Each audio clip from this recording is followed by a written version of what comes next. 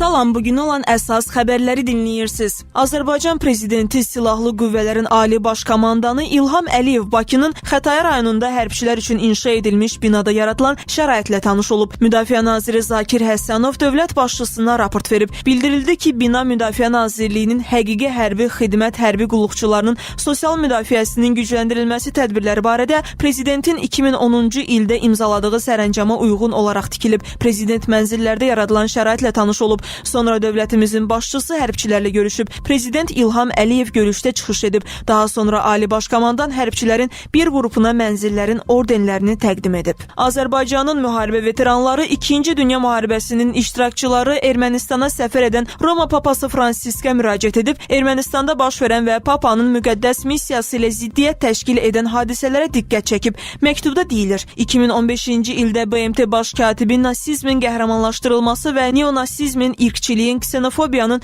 dözümsüzlüyün müasir formaları ilə mübarizə adlı qətnamə qəbul edib. Bu qətnaməyə səs verən Ermənistanda isə faşizmin sıralarına qoşulmuş insanların şəxsiyyət ətrafında kult yaradılır, nasist caniləri Dro və Nijdə haqqında filmlər çəkilir, onların şərəfinə pul buraxılır, adları küçə, meydan, metro stansiyalarına verilir, abidələr ucaldılır. Əminik ki, siz Ermənistanın simasında faşist ideologiyası kimi ümumi düşmənin yenidən dəb salınması cəhdlərinə qarşı səylərinizi əsirgəməyəcəksiniz. Statın sonu. Böyük Britaniyanın Avropa İttifaqının tərkibindən çıxmasının əleyhdarları yeni referendumun keçirilməsini tələb edib. Britaniya parlamentinin saytında yerləşdirilən petisiyada belə qeyd olunur. Yeni səsvermə keçirilməsinin təşəbbüskarları hesab edirlər ki, Brexitə hə və yaxud da yox deyənlərin sayı 60%-dən, seçkilərdə səs verənlərin ümumi sayı isə 75%-dən azdırsa, bu halda daha bir referendumun keçirilməsi zəruridir. Petisiyanı artıq 515.811 nəfərdən çox insan imzalayıb.